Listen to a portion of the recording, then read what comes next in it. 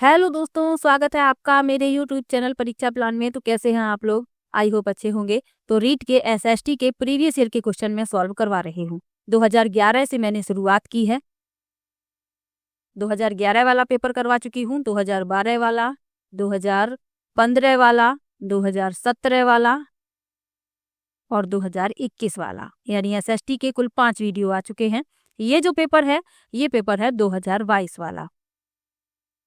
23 जुलाई को ये पेपर हुआ था। तो चलिए वीडियो को शुरू करते हैं। वीडियो देखने के बाद यदि आपको अच्छा लगे तो वीडियो को लाइक और शेयर कीजिएगा, और यदि आप चैनल पर नए हैं तो चैनल को सब्सक्राइब कर लीजिए। मैंने एसएसटी की प्लेलिस्ट बना दी है ताकि आप लोगों को वीडियो ढूंढने में परेशानी ना हो और आपको सभी वीडियो एक साथ प्राप्त हो जाएं।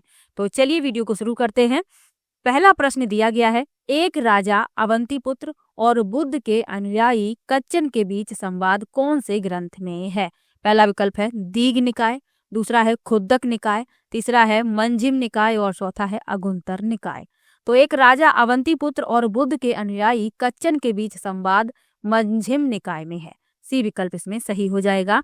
सूत्र पिटक या त्रिपिटक के दूसरे और सबसे बड़े खंड में 5 प्रमुख विभाग हैं जिन्हें निकाय कहा जाता है, और अवंतीपुत्र और कच्चन के बीच उपर्युक्त संवाद मंजिम निकाय में उल्लेखित है। तो ये भी आपको याद रखना है। चलिए अगले प्रश्न पर चलते हैं। कौन से बौद्ध ग्रंथ में बौद्ध संघ या मठों में रहने वाले लोगों के लिए नियमों का संग्रह था? पहला विकल्प है विनय पिटक, दूसरा है सुत्त पिटक, तीसरा है अभिधम्म पिटक और चौथा है जातक। तो त्रिपिटक का विनय पिटक एक थेरवाद बौद्ध धर्म के सैद्धांतिक सिद्धांत की पहली पुस्तक का पाठ है, जिसमें उन लोगों के लिए नियमों का समूह शामिल है जो संघ या मठवासी व्यवस्था में शामिल हुए थे। तो आपका जो विकल्प है वह ए विकल्प सही है, विनय पिटक। याद रखिएगा, ये प्रश्न फिर से पूछे जा सकते हैं। चलिए अगले प्रश्न पर चलते हैं। भारतीय दर्शन की 6 पद्धति में कौन शामिल है? पहला विकल्प है सत्यार्थ प्रकाश, दूसरा है वैशेषिक, तीसरा है महाभारत और चौथा है उपनिषद।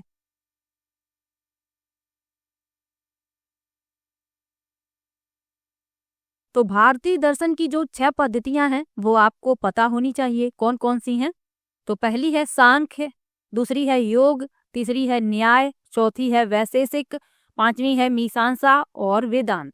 ये 6 पद्धतियां हैं, षड दर्शन जिन्हें कहा जाता है। तो ये आपको याद रखनी है। इसमें पूछा गया है कौन शामिल है, तो वैशेषिक इसमें शामिल है। बी विकल्प इसमें सही हो जाएगा। अब जो और विकल्प लिखे हुए हैं इनके बारे में जान लीजिए। सत्यार्थ प्रकाश है, यह 19वीं शताब्दी में स्वामी दयानंद सरस्वती द्वारा लिखित एक पुस्तक है। तो ये भी याद रखिए, पूछा जा सकता है। महाभारत संस्कृत के 2 महाकाव्यों में से एक है, और उपनिषद यह वेदों की अंतिम पुस्तक है। ये भी आपको याद रखना है। चलिए अगले प्रश्न पर चलते हैं। अगला प्रश्न दिया गया है, पश्चिम एशिया के यूनानी शासक सेल्यूकस निकेटर के राजदूत के रूप में मौर्य काल में भारत कौन आया? पहला विकल्प है पायन, दूसरा विकल्प है स्वेन-त्सांग, तीसरा है इत्सिंग और चौथा है मेघस्तनीज। तो ये प्रश्न पहले भी आ चुका है। आप देख रहे होंगे कि मौर्य काल से प्रश्न अवश्य ही पूछा गया है। तो आपको मौर्य काल के बारे में पूरी जानकारी लेकर जाना है, क्योंकि आप देख रहे हैं मौर्य काल से प्रश्न हर बार प्रीवियस ईयर के जितने भी मैंने पेपर करवाए हैं उनमें सब में मौर्य काल से प्रश्न पूछा गया है। तो इस बार भी पूछा जाएगा। तो मौर्य काल के बारे में पूरी जानकारी आप प्राप्त कर लीजिए। अब इसमें पूछा गया है कि पश्चिम एशिया के यूनानी शासक सेल्यूकस निकेटर के राजदूत के रूप में मौर्य काल में कौन भारत आया था? तो मेघस्तनीज भारत आया था। डी विकल्प इसमें सही है। और मेघस्तनीज की पुस्तक याद रखनी है। मेघस्तनीज की पुस्तक है इंडिका। ये प्रश्न भी पूछा गया है, तो ये भी आपको याद रखना है। अब जो और विकल्प लिखे हुए हैं उनके बारे में जान लीजिए। फायान जो है ये चंद्रगुप्त द्वितीय के शासनकाल में भारत आया था, चीनी यात्री था ये। स्वेन-त्सांग ये भी चीनी यात्री था और ये राजा हर्षवर्धन के शासनकाल में भारत आया था। और इत्सिंग ये भी चीनी यात्री था और ये 7वीं सदी में भारत आया था। तो इन सब के बारे में भी आपको जानकारी आवश्यक है। चलिए अगले प्रश्न पर चलते हैं। अर्कामेडू के विषय में पूर्ण सत्य कथन बताइए। ये कथन लिखे हुए हैं और जो अर्कामेडू के विषय में सत्य है वह बताने हैं। तो चलिए पढ़ लेते हैं। यह पुडुचेरी में स्थित था। दूसरा लिखा हुआ है अर्कामेडु महत्वपूर्ण पत्तन था। तीसरा है यहाँ एम्फोरा जैसे पात्र मिले हैं। चौथा है यहाँ पर यूनानी साम्राज्य से संबंधित वस्तुएं मिली हैं। और पांचवा लिखा है यहाँ के राजा चेरवंशी थे।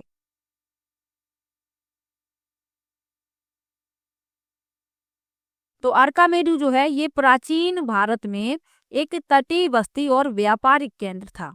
अब इसके विषय में जो सत्य कथन है, तो पहला यह सत्य है कि यह पुडुचेरी में स्थित था, ये बात सही है, तो पहला इसमें सही हो गया। अर्कामेडु महत्वपूर्ण पत्तन था, ये भी सही है। और यहाँ एम्फोरा जैसे पात्र मिले हैं, ये भी सही है। यानी पहला, दूसरा, तीसरा इसमें सही है, तो पहला विकल्प इस प्रश्न का उत्तर हो जाएगा। चलिए अगले प्रश्न पर चलते हैं। चीनी तीर्थयात्री स्वयं त्सांग किस राजा के दरबार में रहे थे? पहला विकल्प है चंद्रगुप्त, दूसरा है समुद्रगुप्त, तीसरा है हर्ष और चौथा है कनिष्क। तो अभी मैंने आपको बताया था कि जो चीनी तीर्थयात्री स्वयं त्सांग था वह हर्षवर्धन के शासनकाल में आया था, तो सी विकल्प इस प्रश्न में सही हो जाएगा। तो स्वयं त्सांग को ह्वेन सांग भी कहा जाता है, कंफ्यूज नहीं होइएगा। ह्वेन सांग भी कहीं कहीं पर लिखा मिलेगा, कहीं पर स्वयं त्सांग। तो ये हर्षवर्धन के शासनकाल में भारत आए थे। चलिए अगले प्रश्न पर चलते हैं। कौन से नाटक में गुप्त काल में एक गरीब मछुआरे के साथ राज कर्मचारियों के दुर्व्यवहार की बात कही हुई है? पहला विकल्प है हर्षचरित, दूसरा है अभिज्ञान शाकुंतलम, तीसरा है मुद्रा राक्षस और चौथा है मृच्छकटिकम। तो पूछा गया है कि कौन से नाटक में गुप्त काल में एक गरीब मछुआरे के साथ राज्य कर्मचारियों के दुर्व्यवहार की बात कही हुई है? तो वह नाटक है अभिज्ञान शाकुंतलम। बी विकल्प इसमें सही हो जाएगा। अभिज्ञान शाकुंतलम दुष्यंत नाम के राजा और शकुंतला नाम की एक युवती के बीच की प्रेम कहानी है, और ये नाटक जो है कालिदास द्वारा लिखा गया है, ये भी आपको याद रखना है। अब जो और विकल्प लिखे हुए हैं उनके बारे में जान लीजिए। हर्षचरित को लिखा है बाणभट्ट ने, मुद्रा राक्षस को लिखा है विशाख दत्त ने, और मृच्छकटिकम को लिखा है महाराज शूद्रक ने। तो इन सब के बारे में भी आपको याद रखना है। चलिए अगले प्रश्न पर चलते हैं। भितरगांव का मंदिर कहाँ पर स्थित है? पहला विकल्प है उत्तर प्रदेश, दूसरा है बिहार, तीसरा है उड़ीसा और चौथा है बंगाल।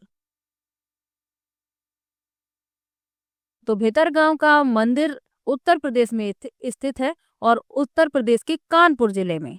ए विकल्प इसमें सही हो जाएगा। यह गुप्त साम्राज्य के समय से जीवित रहने वाला सबसे बड़ा भारतीय ईंट मंदिर है। चलिए अगले प्रश्न पर चलते हैं। 15वीं शताब्दी के उत्तरार्ध में शंकरदेव, जो वैष्णव धर्म के मुख्य प्रचारक थे, के उपदेशों को किस नाम से संबोधित किया जाता है? पहला विकल्प है वल्लभ धर्म, दूसरा है कृष्ण धर्म, तीसरा है गुरु संदेश और चौथा है भगवती धर्म। तो शंकरदेव 15वीं शताब्दी के अंत में असम में वैष्णववाद के एक प्रमुख प्रस्तावक थे, और इसमें पूछा गया है कि उनके उपदेशों को किस नाम से संबोधित किया जाता है? तो उनके उपदेशों को संबोधित किया जाता है भगवती धर्म के नाम से। डी विकल्प इसमें सही हो जाएगा। चलिए अगले प्रश्न पर चलते हैं। मुगल काल में खुद कास्त व पाही कास्त क्या थे?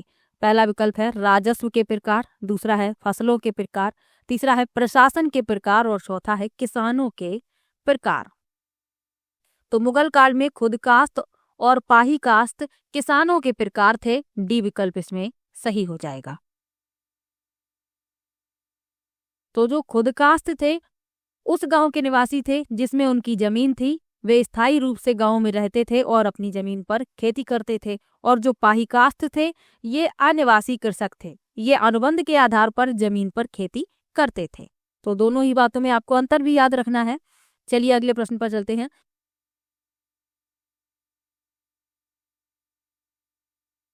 अगला प्रश्न दिया गया है, मुगल काल में मंजिल आबादी, सिपाही आबादी व मुल्क आबादी का संबंध किससे था?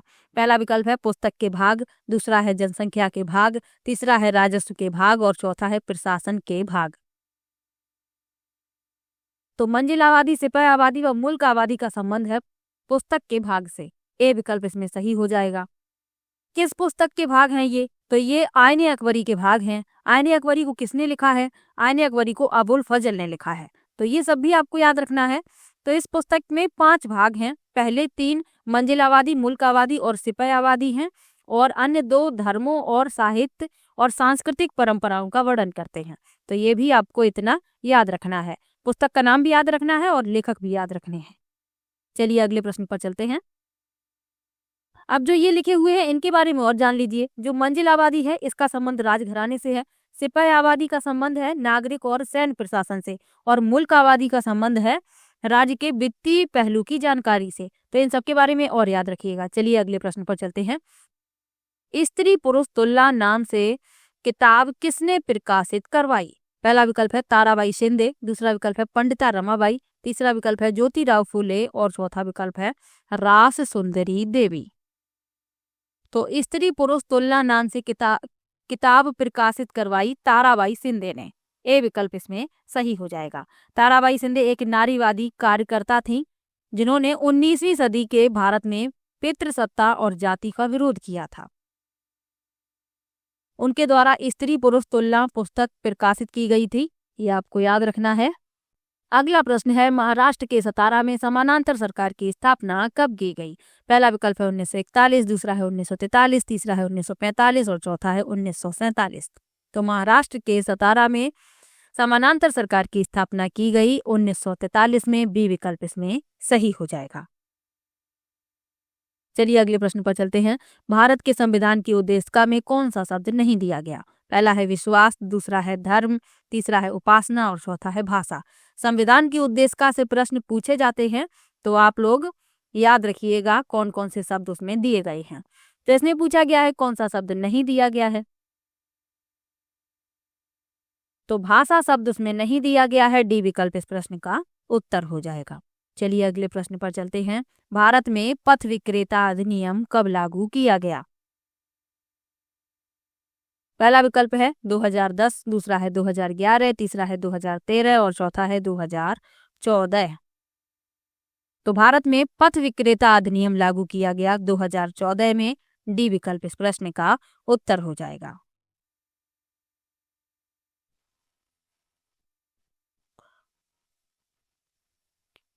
अगला प्रश्न दिया गया है, अवशिष्ट शक्तियों का सिद्धांत का प्रावधान भारत में किस देश के संविधान से लिया गया है? पहला विकल्प है ब्रिटिश संविधान, दूसरा है अमेरिका के संविधान, तीसरा है फ्रांस के संविधान और चौथा है कनाडा के संविधान।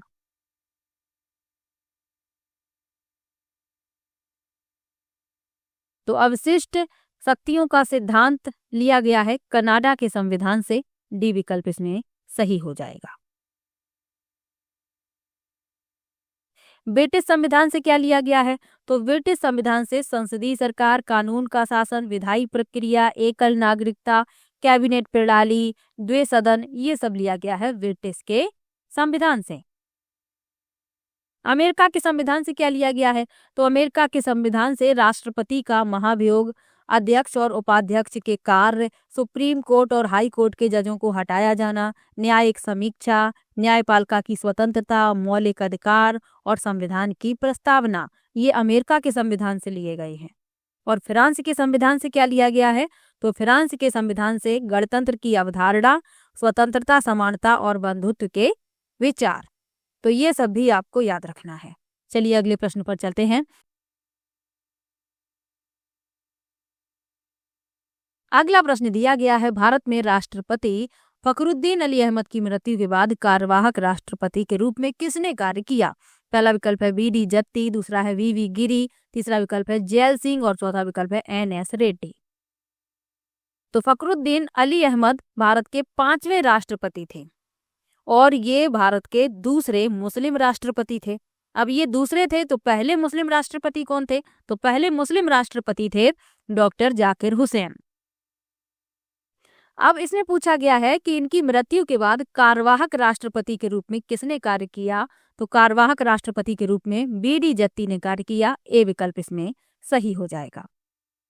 अब जो और विकल्प लिखे हुए हैं उनके बारे में जान लीजिए। वी वी गिरी भारत के 4थे राष्ट्रपति थे, जैल सिंह भारत के 7वें राष्ट्रपति थे और एन एस रेड्डी भारत के 6ठे राष्ट्रपति थे। तो इन सब के बारे में भी आपको याद रखना है। चलिए अगले प्रश्न पर चलते हैं। किन दो राज्यों की लोकसभा निर्वाचन क्षेत्रों की संख्या समान है? पहला विकल्प है उत्तराखंड झारखंड, दूसरा विकल्प है केरल कर्नाटक, तीसरा है आंध्र प्रदेश राजस्थान और चौथा है पंजाब और उड़ीसा। तो लोकसभा संसद का निचला सदन होता है, ये आपको याद रखना है। इसमें पूछा गया है कि लोकसभा निर्वाचन क्षेत्रों की संख्या किन दो राज्यों में समान है, तो वह राज्य हैं आंध्र प्रदेश और राजस्थान। कितने निर्वाचन क्षेत्र हैं यहाँ पर? तो 25-25 हैं दोनों में, आंध्र प्रदेश में भी 25 हैं और राजस्थान में भी 25 हैं। अब जो और विकल्प लिखे हुए हैं, उत्तराखंड में 5 हैं, झारखंड में 14 हैं, केरल में 20 हैं और कर्नाटक में 28 हैं, पंजाब में 13 हैं और उड़ीसा में 21 हैं। सबसे अधिक निर्वाचन क्षेत्र हैं उत्तर प्रदेश में। कितने हैं? 80। ये भी याद रखिएगा। चलिए अगले प्रश्न पर चलते हैं। बच्चों की सुविधा एवं मदद के लिए निःशुल्क हेल्पलाइन नंबर है। पहला विकल्प है 1095, दूसरा है 1096, तीसरा है 1097 और चौथा है 1098। तो बच्चों की सुविधा एवं मदद के लिए निःशुल्क हेल्पलाइन नंबर है 1098। डी विकल्प इसमें सही हो जाएगा। 1095 जो है ये ट्रैफिक पुलिस हेल्पलाइन है और 1096 नई दिल्ली में एंटी स्टॉकिंग हेल्पलाइन है। तो इनके बारे में भी याद रखिए। चलिए अगले प्रश्न पर चलते हैं। भारत में किस संविधान संशोधन द्वारा मंत्रिपरिषद का आकार निर्धारित किया गया? पहला विकल्प है 81, दूसरा है 91, तीसरा है 101 और चौथा है 102। तो इस प्रश्न में बी विकल्प सही हो जाएगा, 91। चलिए अगले प्रश्न पर चलते हैं।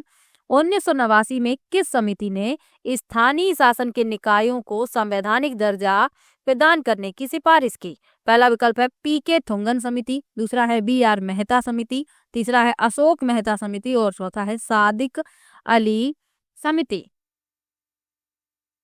तो 1989 में पीके थुंगन समिति ने स्थानीय शासन के निकायों को संवैधानिक दर्जा प्रदान करने की सिफारिश की थी। ए विकल्प इसमें सही हो जाएगा। अगला प्रश्न है, उपाधियों का अंत किस मौलिक अधिकार का हिस्सा है? पहला विकल्प है समता का अधिकार, दूसरा है स्वतंत्रता का अधिकार, तीसरा है शोषण के विरुद्ध अधिकार और चौथा है सांस्कृतिक और शैक्षिक अधिकार। तो उपाधियों का अंत समता के अधिकार का हिस्सा है, यानी जो मौलिक अधिकार है समता का अधिकार इसी का हिस्सा है। तो ए विकल्प इसमें सही हो जाएगा। 6 मौलिक अधिकार हैं और 6 आपको याद रखने हैं। कौन कौन से हैं? समानता का अधिकार, इसे ही समता का अधिकार कहते हैं, और दूसरा है 4 तो यहाँ लिखे ही हैं। दूसरा स्वतंत्रता का अधिकार, शोषण के विरुद्ध अधिकार, सांस्कृतिक और शैक्षिक अधिकार, धर्म की स्वतंत्रता का अधिकार, संवैधानिक उपचारों का अधिकार। तो ये 6 मौलिक अधिकार हैं और आपको याद रखने हैं। चलिए अगले प्रश्न पर चलते हैं। भारत के संविधान की 8वीं अनुसूची में अनुसूचित भाषाओं के सही समूह को पहचाने। पहला है बांग्ला अंग्रेजी संस्कृत, दूसरा है अंग्रेजी हिंदी संस्कृत, तीसरा है संथाली हिंदी संस्कृत और चौथा है गुजराती मराठी अंग्रेजी। तो भारतीय संविधान में 12 अनुसूचियां हैं और संविधान की 8वीं अनुसूची में भारत गणराज्य की आधिकारिक भाषाओं को सूचीबद्ध किया गया है। अब इसमें पूछा गया है कि भारत के संविधान की 8वीं अनुसूची में अनुसूचित भाषाओं के सही समूह को पहचानिए।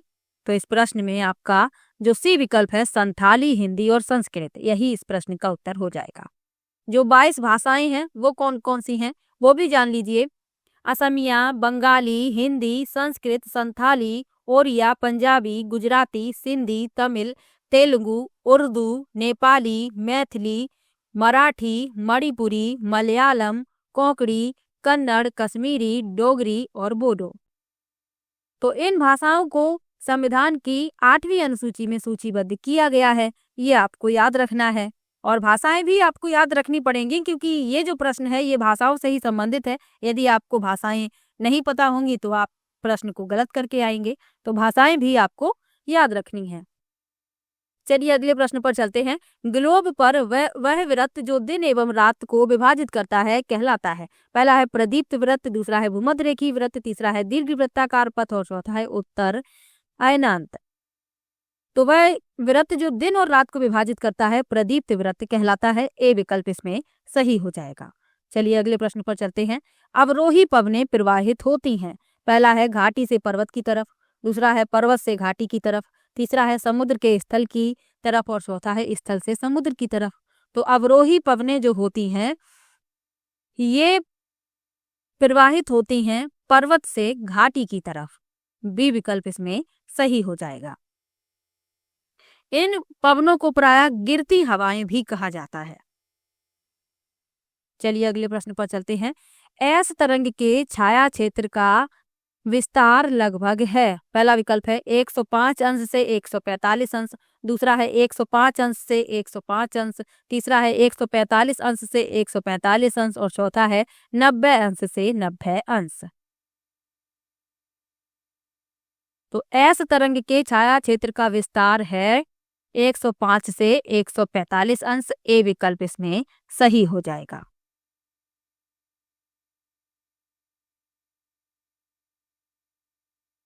छाया क्षेत्र क्या है? तो छाया क्षेत्र पृथ्वी की सतह पर एक ऐसा क्षेत्र है जहां भूकंप से प्रत्यक्ष पी तरंगों और एस तरंगों का पता नहीं लगाया जा सकता। छाया क्षेत्र किसी दिए गए भूकंप से 105 अंश से 145 अंश की कौड़ी दूरी से पृथ्वी का एक क्षेत्र है और तरल कोर द्वारा एस तरंगों को पूरी तरह से रोकने के परिणाम स्वरूप छाया क्षेत्र का निर्माण होता है। तो ये भी आपको याद रखना है। अगला प्रश्न है कयाल किस तट पर स्थित है?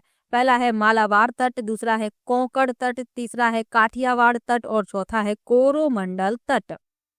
तो कयाल स्थित है मालाबार तट पर। ए विकल्प इसमें सही हो जाएगा। कयाल जो है केरल में पाया जाने वाला पश्च जल है और मालाबार तट की एक अनूठी विशेषता है।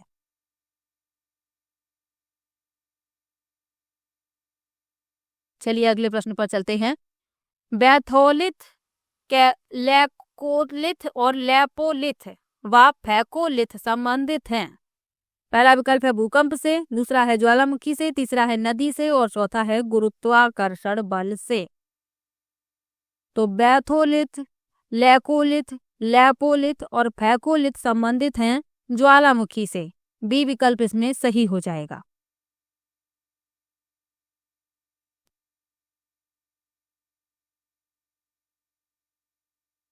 अगले प्रश्न पर चलते हैं। फेयंस के बारे में कौन से कथन पूर्ण सत्य हैं? पहला विकल्प है फेयंस की खदानें मेहरगढ़ में मिली हैं, दूसरा है फेयंस प्राकृतिक तौर पर पाए जाते हैं, तीसरा लिखा हुआ है बालू या स्फटिक पत्थर के चूर्ण को गोंद में मिलाकर उनसे वस्तुएं बनाई जाती थीं, चौथा है उसके बाद उन वस्तुओं पर चिकनी परत चढ़ाई जाती थी और पांचवा लिखा हुआ है फेयंस से मन के चूड़ियां, झुमके और छोटे बर्तन बनाए जाते थे। अब फेयंस के बारे में जो कथन सत्य हैं वह बताने हैं। तो फेयंस की खदानें मेहरगढ़ में मिली हैं, ये गलत है। फेयंस प्राकृतिक तौर पर पाए जाते हैं, ये भी गलत है। बालू या स्फटिक पत्थर के चूर्ण को गोंद में मिलाकर उनसे वस्तुएं बनाई जाती हैं, ये सही है। उसके बाद उन वस्तुओं पर चिकनी परत चढ़ाई जाती थी, ये भी सही है। फेयंस से मन के चूड़ियां, झुमके और छोटे बर्तन बनाए जाते थे, ये भी सही है। यानी कि तीसरा, चौथा, पांचवा सही है। सी विकल्प इस प्रश्न का उत्तर हो जाएगा। अब ये दो क्यों गलत है? क्योंकि फेयंस जो है अप्राकृतिक रूप से बनाई गई सामग्री है और इसीलिए ये कीमती है। ये प्राकृतिक रूप से प्राप्त नहीं होती है, इसीलिए ये पहला गलत हो गया। क्योंकि इसमें लिखा है कि इसकी जो खदानें हैं वो मेहरगढ़ में मिली हैं, तो ये प्राकृतिक रूप से प्राप्त नहीं होता है, इसीलिए ये दोनों गलत हो गए। तीसरा, चौथा, पांचवा सही है। सी विकल्प इस प्रश्न का उत्तर है। चलिए अगले प्रश्न पर चलते हैं। ऋग्वैदिक काल के विषय में कौन से कथन सत्य हैं? पहला लिखा है सोम एक पौधा था, दूसरा है ब्रह्मा, विष्णु व महेश प्रमुख देवता थे, तीसरा है सूक्त का मतलब अच्छी तरह से बोला गया था, चौथा लिखा है उपनिषद व आरण्यक ग्रंथ रचे गए थे और पांचवा है इंद्र युद्ध का प्रमुख देवता नहीं था। अब इसमें जो ऋग वैदिक काल के विषय में सही है वह बताने हैं। तो सोम एक पौधा था, ये सही है। और सूक्त का मतलब अच्छी तरह से बोला गया था, ये भी सही है। पहला और तीसरा इसमें सही है, ए विकल्प इस प्रश्न का उत्तर हो जाएगा। अब जो कथन गलत है वो क्यों गलत है उनके बारे में जान लीजिए। ब्रह्मा विष्णु महेश प्रमुख देवता नहीं थे, क्योंकि प्रमुख देवता थे अग्नि देवता, इंद्र देवता और सोम, ये प्रमुख देवता थे, इसीलिए ये गलत है। उपनिषद व आरण्यक ग्रंथ इस काल में नहीं रचे गए, क्योंकि इस काल में पुस्तकें तैयार की गई थी और इंद्र प्रमुख देवता थे और इसमें लिखा है नहीं थे, तो इसीलिए ये भी गलत है। सिर्फ पहला और तीसरा सही है, तो ए विकल्प इस प्रश्न का उत्तर हो जाएगा।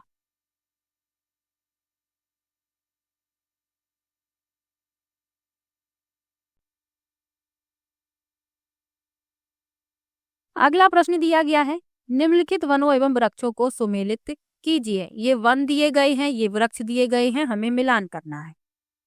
तो उष्णकटिबंधीय सदाबहार वन, इसे मिला देंगे सी से महोगनी। उष्णकटिबंधीय पर्णपाती वन, इसे मिला देंगे डी से साल। पर्वतीय स्प्रूस, इसे ए से मिला देंगे और मैंग्रोव ताड़, इसे बी से मिला देंगे। तो पहले का सी, दूसरे का डी, तीसरे का ए और चौथे का बी, सी विकल्प इस प्रश्न का उत्तर हो जाएगा।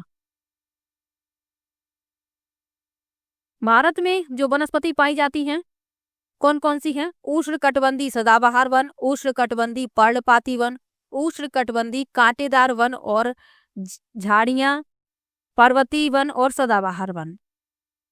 तो ये आपको याद रखना है। चलिए अगले प्रश्न पर चलते हैं। निम्नलिखित में से कौन सा भारत में लौह अयस्क पेटियों का समूह है?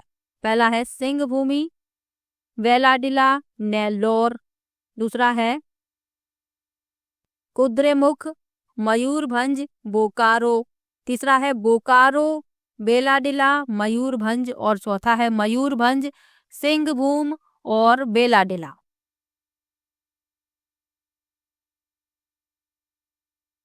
तो भारत में लौह अयस्क पेटियों का समूह है मयूरभंज जो उड़ीसा में है, सिंहभूमि झारखंड, सिंहभूम झारखंड और बेलाडिला छत्तीसगढ़।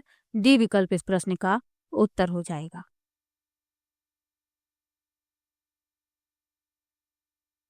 अगला प्रश्न है, राजस्थान में अरावली पर्वतमाला किस दिशा में विस्तृत है?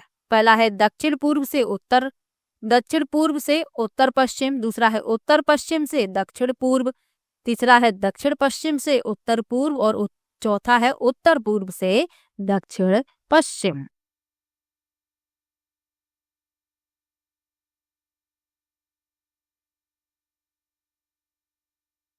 तो राजस्थान में अरावली पर्वतमाला की दिशा जो है यानी कि किस दिशा में विस्तृत है ये पूछा गया है, तो उत्तर पूर्व से दक्षिण पश्चिम, डी विकल्प इसमें सही हो जाएगा।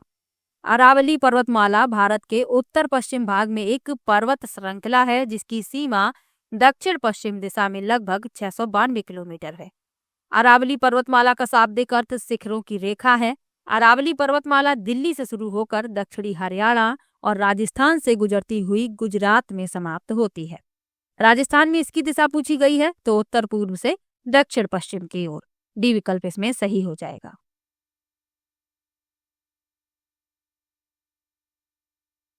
अगला प्रश्न है, निम्नलिखित जिलों एवं जलवायु प्रदेशों को सुमेलित कीजिए। इसमें भी मिलान करना है, चलिए मिला लेते हैं। लिखा है जैसलमेर, तो जैसलमेर है शुष्क, इसे डी से मिला देंगे। जयपुर, तो जयपुर है उप आर्द्र, इसे सी से मिला देंगे। सवाई माधोपुर, तो ये है आर्द्र, इसे बी से मिला देंगे। और झालावाड़, ये ए से मिला देंगे, अति आर्द्र। तो पहले का डी, दूसरे का सी, तीसरे का बी, चौथे का ए, यानी कि डी विकल्प इसमें सही हो जाएगा। अगला प्रश्न है, जिला एवं परियोजना के संदर्भ में निम्नलिखित में से कौन से कथन सही हैं? पहला लिखा है चित्तौड़गढ़, राणा प्रताप सागर बांध, अजमेर बीसलपुर परियोजना, उदयपुर मानसी वाकल परियोजना और प्रतापगढ़ जाखम परियोजना। तो इसमें जो सही है वह बताने हैं। तो पहला सही है चित्तौड़गढ़ राणा प्रताप सागर बांध। दूसरा गलत है क्योंकि जो बीसलपुर परियोजना है ये जयपुर में है, अजमेर में नहीं है, तो ये गलत हो गया। तीसरा भी सही है उदयपुर मानसी वाकल परियोजना, तीसरा भी सही है और चौथा भी सही है प्रतापगढ़ जाखम परियोजना। दूसरा इसमें गलत है, पहला तीसरा चौथा सही है, यानी कि ए विकल्प इस प्रश्न का उत्तर हो जाएगा। अगला प्रश्न दिया गया है किन फसलों के उत्पादन में राजस्थान का भारत में प्रथम स्थान है। पहला विकल्प है सरसों चना मोठ, दूसरा है इसबगोल जीरा ज्वार, तीसरा है चना मूंग उड़द और चौथा है मूंग मक्का बाजरा।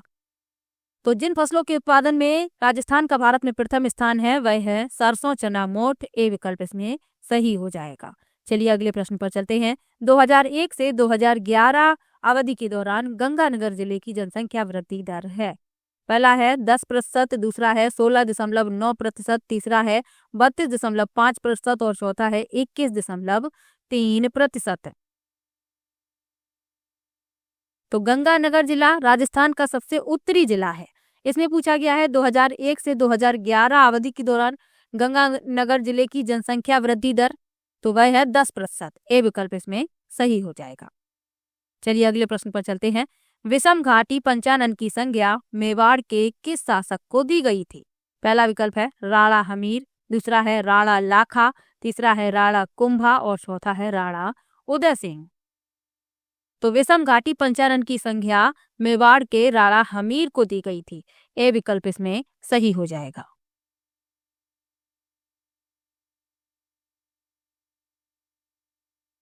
अगला प्रश्न है 1857 की क्रांति के समय उदयपुर के महाराणा कौन थे। पहला विकल्प है जसवंत सिंह, दूसरा है स्वरूप सिंह, तीसरा है उदय सिंह और चौथा है रतन सिंह। तो 1857 की क्रांति के समय उदयपुर के महाराणा थे स्वरूप सिंह, बी विकल्प इसमें सही हो जाएगा।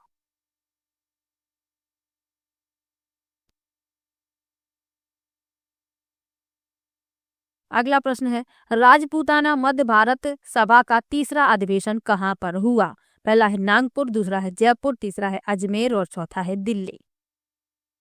तो राजपूताना मध्य भारत सभा का तीसरा अधिवेशन हुआ अजमेर में, सी विकल्प इसमें सही हो जाएगा।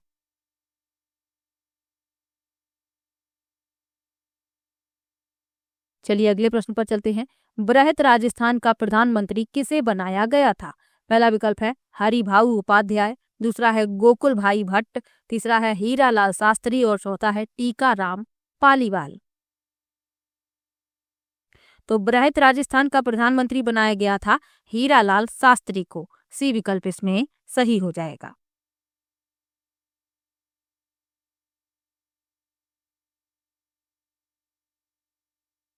अगला प्रश्न है बालासुर का शहीद नाम से कौन सा प्रमुख व्यक्ति माना जाता है।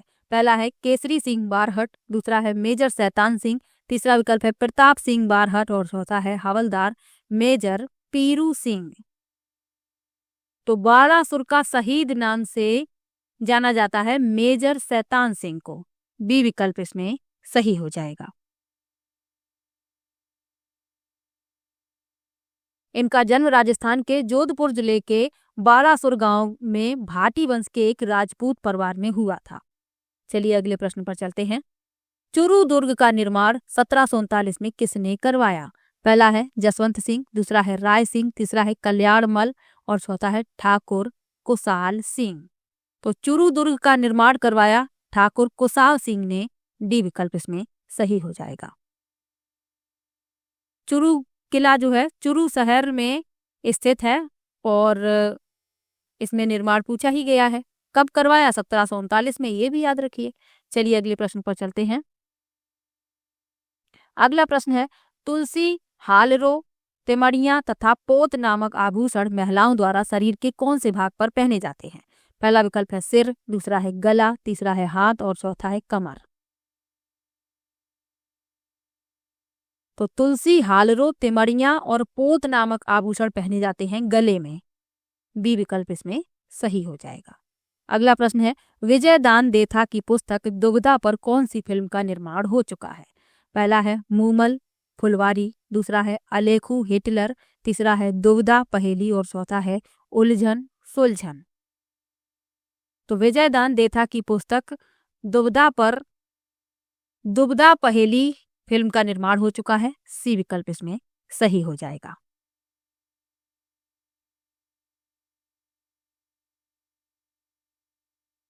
अगला प्रश्न है, हेला ख्याल नामक लोक नाट्य राजस्थान के कौन से क्षेत्र से संबंधित है? पहला है दौसा, दूसरा है बीकानेर, तीसरा है सीकर और चौथा है बाड़मेर। तो हेला ख्याल नामक लोक नाट्य राजस्थान के दौसा से संबंधित है। ए विकल्प इसमें सही हो जाएगा।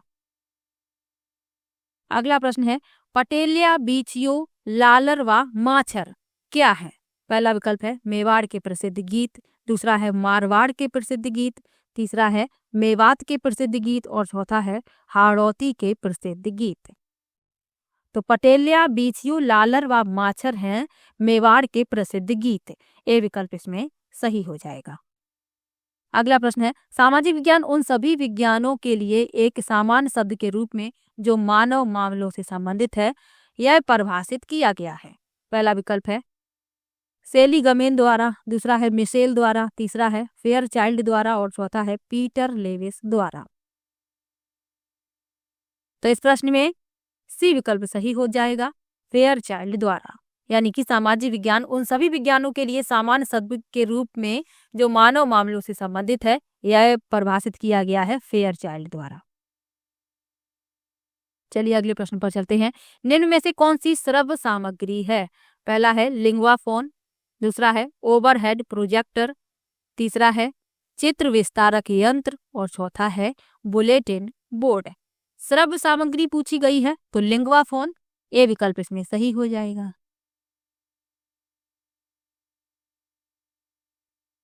तो लिंगवा फोन लंदन में स्थित एक वैश्विक भाषा प्रशिक्षण प्रदाता है और 1901 से स्व अध्ययन भाषा पाठ्यक्रम प्रदान कर रहा है। अगला प्रश्न है, इनमें से कौन सा एक किलपैट्रिक द्वारा दिया गया परियोजना का प्रकार नहीं है? पहला है रचनात्मक परियोजना, दूसरा है विध्वंसक परियोजना, तीसरा है समस्यात्मक परियोजना और चौथा है अभ्यास परियोजना। तो विलियम हार्ड किलपैट्रिक ने 20वीं शताब्दी के आरंभ में शिक्षण परियोजना विधि को लोकप्रिय बनाया। अब इसमें पूछा गया है कि किलपैट्रिक द्वारा दिया गया परियोजना का प्रकार नहीं है, तो विध्वंसक परियोजना इनकी परियोजना का प्रकार नहीं है, तो बी विकल्प इस प्रश्न का उत्तर हो जाएगा। चलिए अगले प्रश्न पर चलते हैं। रेखी अभिक्रमित अनुदेशन का प्रतिपादन किसने किया? पहला है नॉर्मन ए क्राउडर, दूसरा है BF स्किनर, तीसरा है थॉर्नडाइक और चौथा है थॉमस M गिलबर्ट। तो रेखी अभिक्रमित अनुदेशन का प्रतिपादन किया BF स्किनर ने। बी विकल्प इसमें सही हो जाएगा।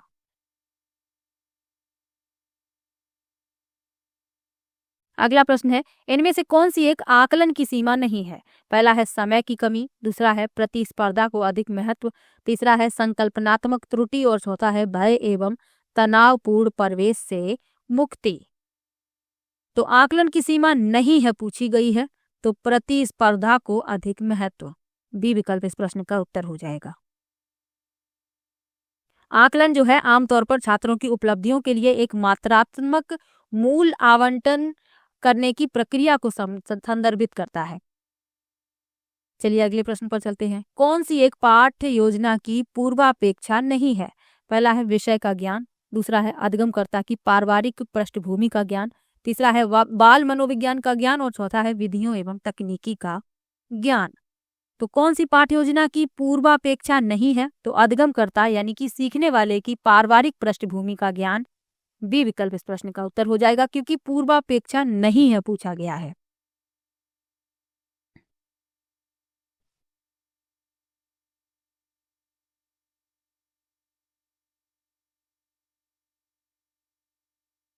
चलिए अगले प्रश्न पर चलते हैं। निम्न में से कौन सा एक सही सुमेलित है? पहला है सुकरात निर्देशन विधि, दूसरा है प्लेटो प्रश्नोत्तर विधि, तीसरा है हार्बर्ट स्पेंसर संवाद विधि और चौथा विकल्प है अरस्तु आगमन और निगमन विधि।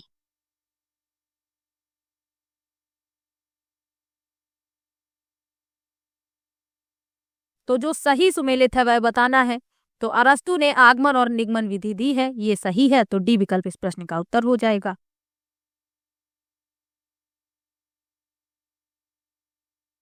अब ये गलत क्यों है, इनके बारे में जान लीजिए। तो सुकरात ने निर्देशन विधि नहीं दी है, बल्कि प्रश्नोत्तर विधि दी है। प्लेटो ने खेल विधि प्रतिपादित की है और संवाद विधि भी सुकरात की है, इसीलिए ये गलत है। डी इसमें सही मिला हुआ है। चलिए अगले प्रश्न पर चलते हैं। कौन सा एक सामाजिक अध्ययन शिक्षण का सामान्य उद्देश्य नहीं है? पहला विकल्प है पर्यावरण से परिचित होना, दूसरा है सामाजिक आर्थिक के संस्थानों में रुचि, तीसरा है सांस्कृतिक विरासत की सराहना और चौथा है जाति प्रथा की प्रशंसा। तो इसमें पूछा गया है कि सामाजिक अध्ययन शिक्षण का उद्देश्य नहीं है, तो जाति प्रथा की प्रशंसा करना ये सामाजिक अध्ययन शिक्षण का उद्देश्य नहीं है, तो यही इस प्रश्न का उत्तर हो जाएगा।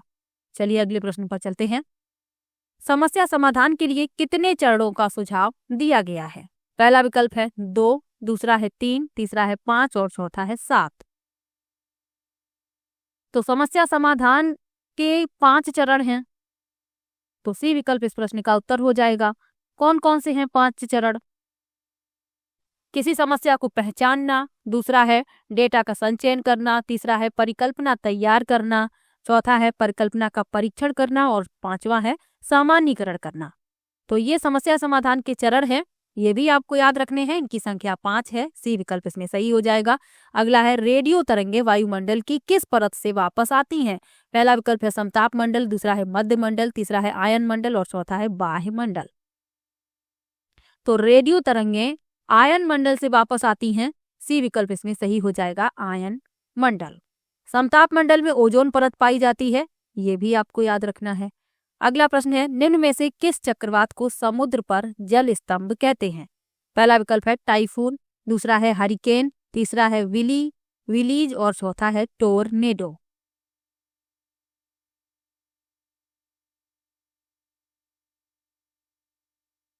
तो पूछा गया है कि किस चक्रवात को समुद्र पर जल स्तंभ कहते हैं, तो वह है टोर्नेडो। डी विकल्प इसमें सही हो जाएगा। टोर्नेडो को समुद्र में जल स्तंभ कहा जाता है। टोर्नेडो जलप्रपात भवंडर हैं जो जल के ऊपर बनते हैं या स्थल से जल की ओर बढ़ते हैं। तो डी विकल्प इसमें सही है। चलिए अगले प्रश्न पर चलते हैं। निम्नलिखित धाराओं में से कौन सी ठंडी धाराएं हैं? लेब्राडोर धारा, दूसरा लिखा है ओयासिबो धारा, तीसरा है बेंगुएला धारा और चौथा है अलास्का धारा। तो ठंडी धाराएं पूछी गई हैं, तो लेब्राडोर की धारा ठंडी धारा है, ओयासिबो की धारा ठंडी धारा है, बेंगुएला की धारा ठंडी धारा है, यानी कि पहला, दूसरा, तीसरा, बी विकल्प इसमें सही हो जाएगा। अलास्का की धारा जो है वह गर्म धारा है, जो अलास्का धारा है वह गर्म धारा है, तो ये भी आपको याद रखना है। आखिरी प्रश्न है उपभू के समय ज्वारी क्रम होता है। पहला है सामान्य के बराबर, दूसरा है सामान्य से कम, तीसरा है सामान्य से अधिक और चौथा है इनमें से कोई नहीं। तो उपभू क्या है? तो उपभू तब होती है जब चंद्रमा पृथ्वी के सबसे करीब होता है। हर 28 दिनों में एक बार चंद्रमा एक उपभू पर पहुंच जाता है। अब इसने पूछा है कि उपभू के समय ज्वारी क्रम होता है, तो सामान्य से अधिक, सी विकल्प इसमें सही हो जाएगा। तो ये पेपर था 2022 वाला। किसी भी प्रश्न में आपको डाउट हो आप कमेंट बॉक्स में जरूर लिखिएगा। 2022 के 2 पेपर हैं, तो एक पेपर और बचा हुआ है जो कल की वीडियो में मैं सॉल्व करवा दूंगी। तो चलिए मिलते हैं नेक्स्ट वीडियो में, तब तक के लिए बाय बाय। और वीडियो कैसा लगा ये कमेंट में जरूर बताइएगा, और किसी भी प्रश्न में आपको डाउट हो तो आप कमेंट बॉक्स में जरूर लिखिएगा। तो चलिए मिलते हैं नेक्स्ट वीडियो में, तब तक के लिए बाय बाय।